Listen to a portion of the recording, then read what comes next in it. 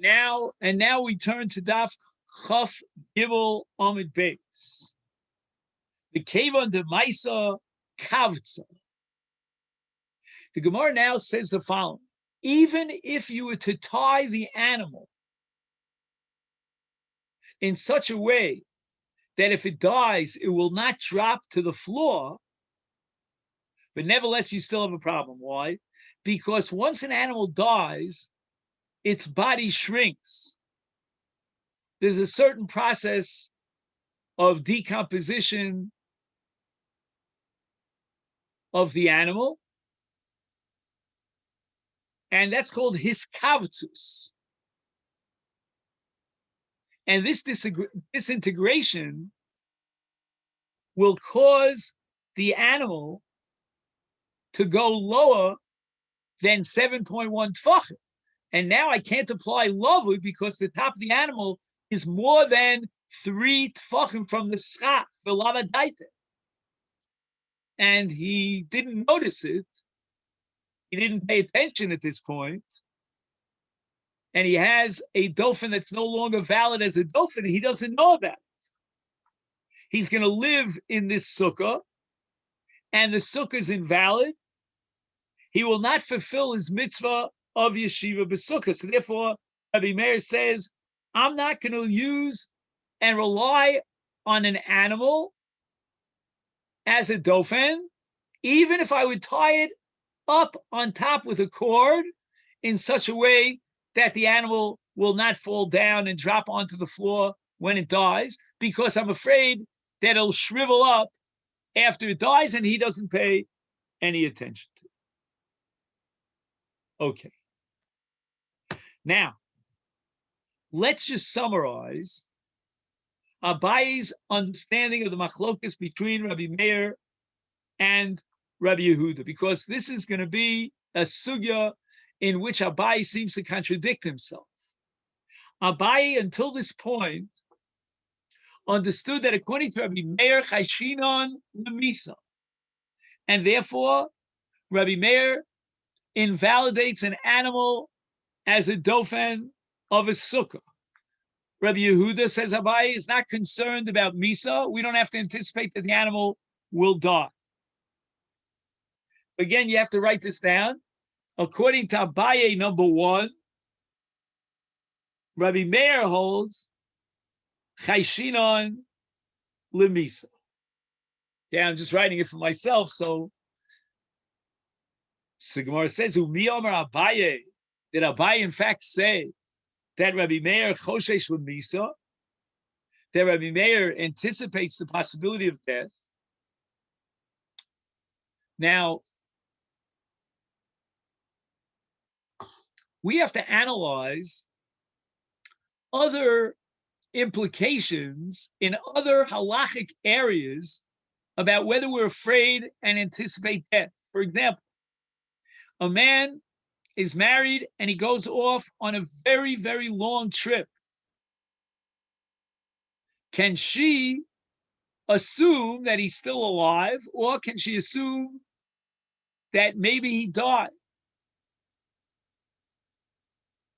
Now, this becomes very relevant to a Bas Yisrael Hanises L'Kohen.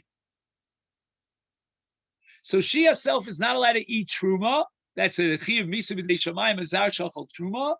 But as long as she's married to a Kohen, she's allowed to eat truma. That's called in the Torah's language Kinyan Kasp.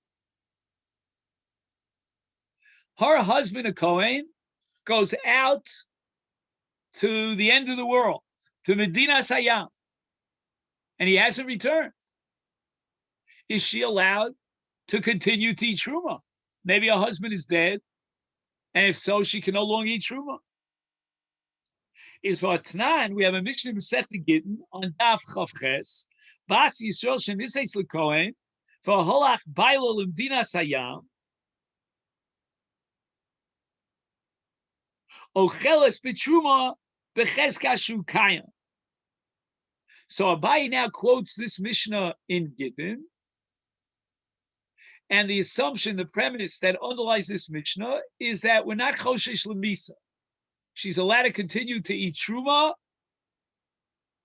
under the premise that her husband is alive. She doesn't have to worry about the possibility of his death. Says Abaye, but this is in contradiction to another Mishnah.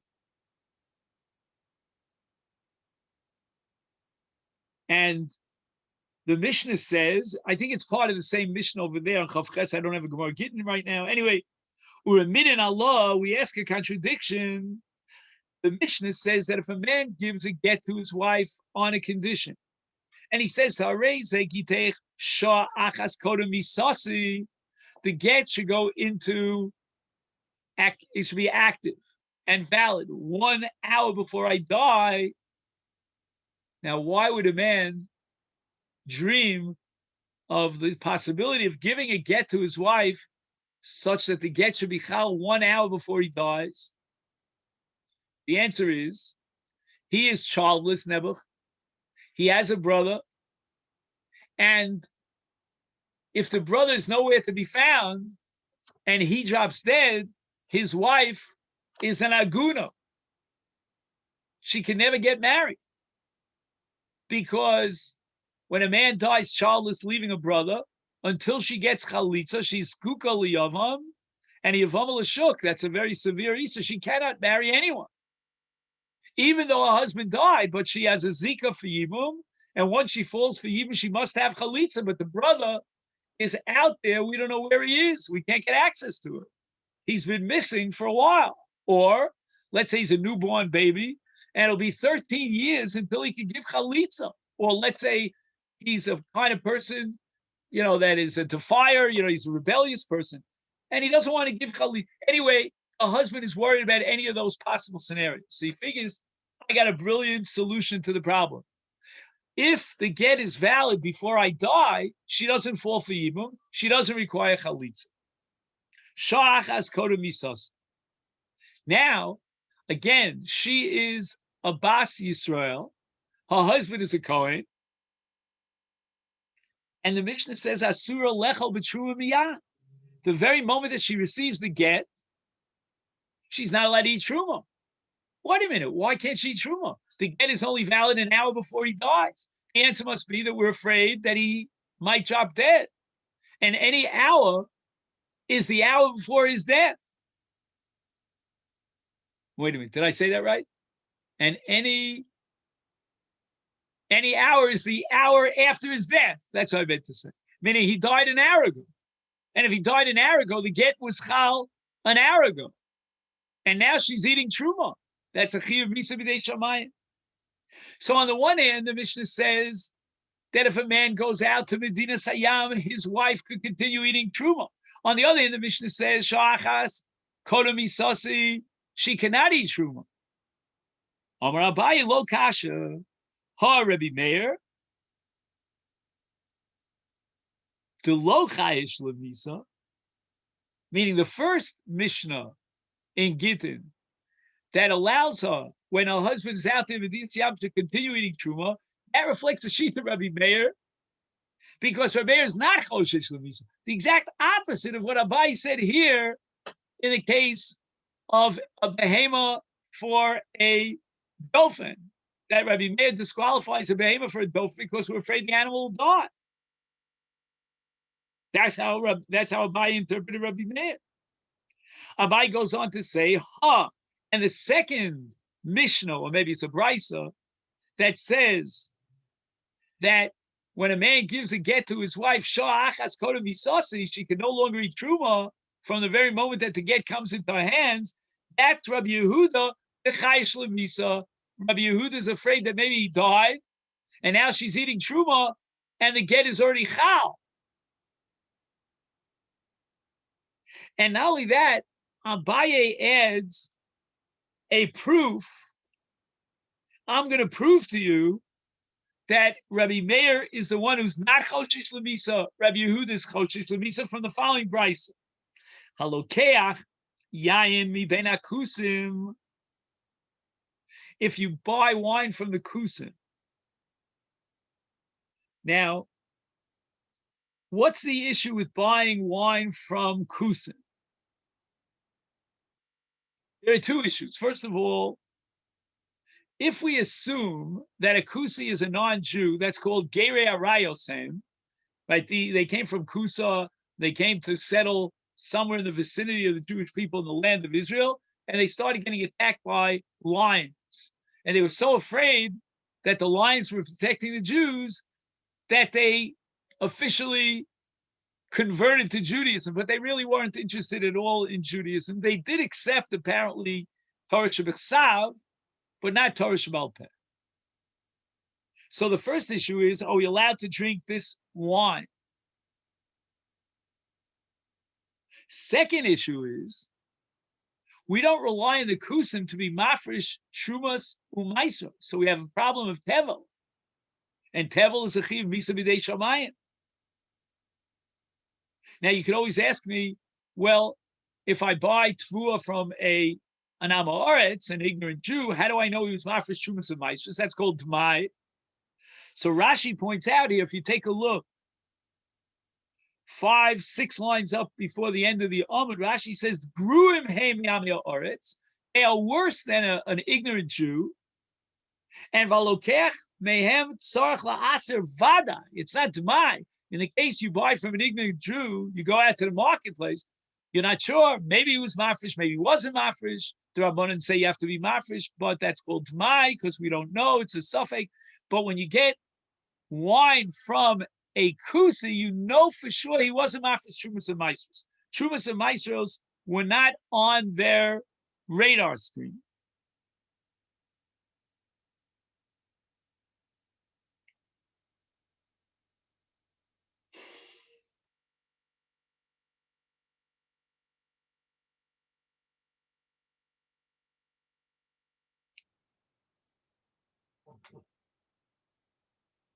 Okay.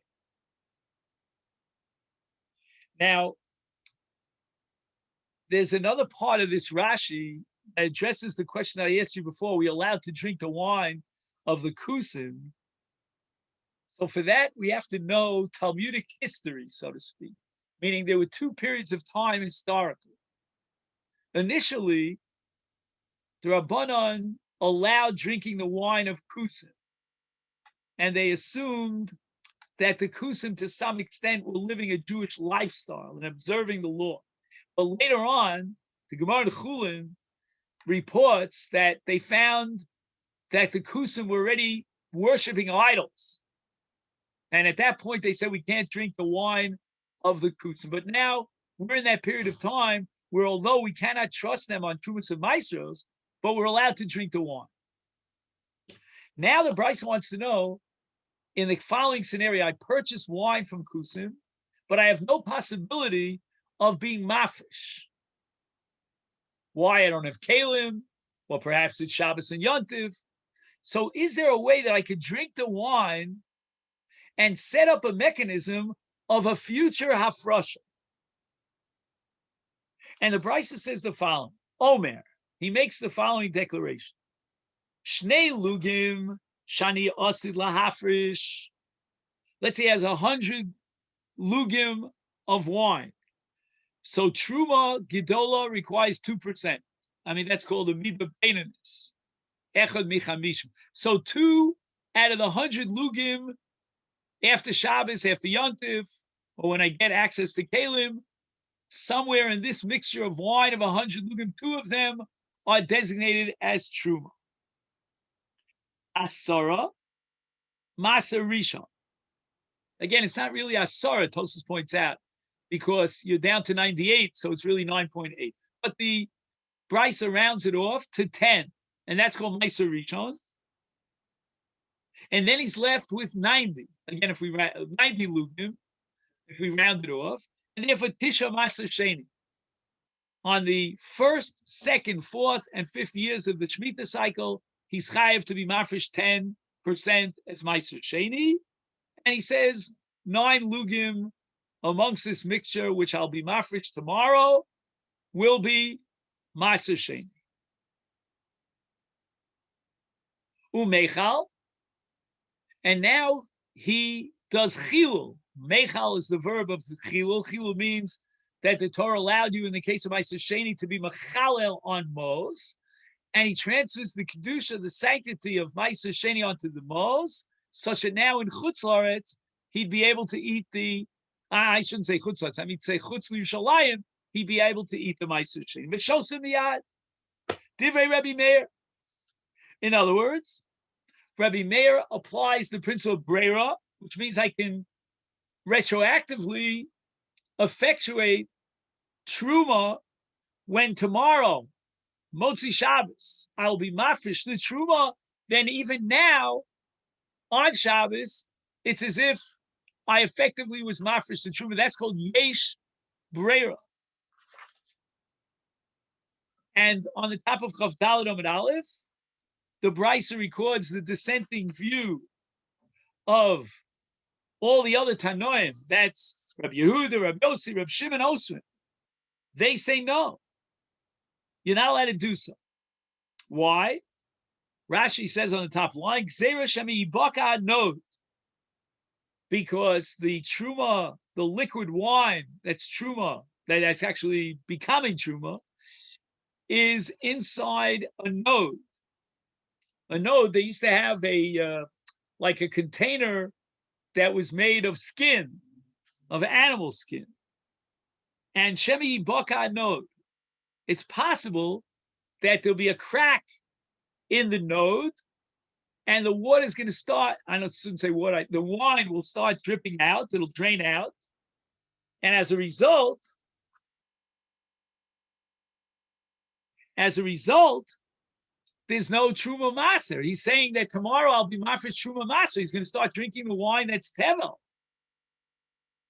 And here we have machlokas between Rabbi Meir and Rabbi Yehuda and his cohorts, whereas Rabbi Meir is not considering the possibility that the node will break. And for sure, he doesn't consider the possibility that a man will die. And therefore, Abaye proves from this sugya of lugim shel yayin shel kusim that Rabbi Meir is of the opinion that lo chayshinu lemisa, and therefore Rabbi Meir validates this recommendation with the Tanai. Now, the assumption here is, as we'll see in the Gemara tomorrow, Mirz Hashem, I mean, I won't be able to be with you tomorrow, but we'll try to at least record the shir for tomorrow. B'li neder. But the Gemara assumes that the possibility of death, the probability of death is even greater statistically than this wine skin node breaking, splitting. So Rabbi Yehuda, who's concerned here on the top of Chavdali with Shemi Yibaka node, he would certainly, with a Kal V'chomer, be concerned about Chayshinu L'Misa. Rabbi Meir is not concerned about Shemi Yibaka node, and therefore maybe perhaps he's not concerned with Shema Yomos. But we see, bottom line, that Abaye holds that Rabbi Meir is the Tana that's not Choshish L'Misa. He's not Choshish Shema Yibaka node. He's not Choshish likewise for Misa. And yet Abaye himself said that the reason Rabbi Meir disqualified the animal as a dolphin is because of Chayshina L'Misa. And the Gemara answers, Epuch. The only way to reconcile the two statements of Abaye here, in Masechet Sukkah interpreting Rabbi Meir, and Abaye in Gittin, is by switching around the shitos. Rabbi Meir, Chayish L'Misa. Rabbi Yehuda, Lo Chayish L'Misa. Rabbi Meir disqualifies the animal as a dolphin because he's worried about Misa. And in the case of a get, Rabbi Meir is going to say that Asur lechol b'truma b'yad, she can't eat truma because we're chayshinu and Misa. But in the case of Shema Yibaka node, for Rabbi Yehuda lo chayish l'misa, Kisanya asol lebeim adolfin l'sukkah, Rabbi Meir posa Rabbi Yehuda machshir. And the case of Shema Yibaka hanod is kasha de Rabbi Meir l'chor Rabbi Meir misa shchicha B'kiyas hanod lo shchicha. A node is a man-made, manufactured utensil, and it's made properly. We don't have to think that all of a sudden it's going to crack and break, and the wine of the kusim is going to go down. But misa shchicha, death is unfortunately an inevitable eventuality, and we have to be choshesh for death. And therefore, the animal cannot qualify as a dofen, and therefore she cannot eat truma because maybe it's shachas, kodem misasi, and the get was valid. And in the case of B'kiyas nod, efshar de masale l'shomer. You know what? Rabbi Meir says, give this node, this sack of wine over to a shomer, and he'll watch it, he'll guard it, he'll make sure that it doesn't break, this wineskin barrel. And finally, and with this we'll end for today, Kasha de Rabbi Yehuda. In the case of the wine from the Kusim, Rabbi Yehuda was worried about Shema Yibaka Nod, and yet in the case of Sukkah, he's not concerned Shema Yomos, Shema Thomas Abehema. The Gemara says, time of the Rabbi Yehuda, Lamishim the Chayish L'Bikiyas Hanod. Rabbi Yehuda is not Choshesh L'Misa, and for sure he's not Choshesh Shema Yibaka Nod, give it to a Shomer. Ela Mishum de Lesle Brera. Rabbi Yehuda could not accept the recommendation of Rabbi Meir with regard to the log, the male logim of wine that he bought from the Kusim, for a different reason entirely, because he doesn't hold a Brera, and you cannot set up a Afrosha tomorrow that will be active retroactively today. Okay, then, so this is where we're going to stop for tomorrow on the words for Lo Chayish here on the top of Daf Chaf. Okay, then, so I will thank you for joining me today, and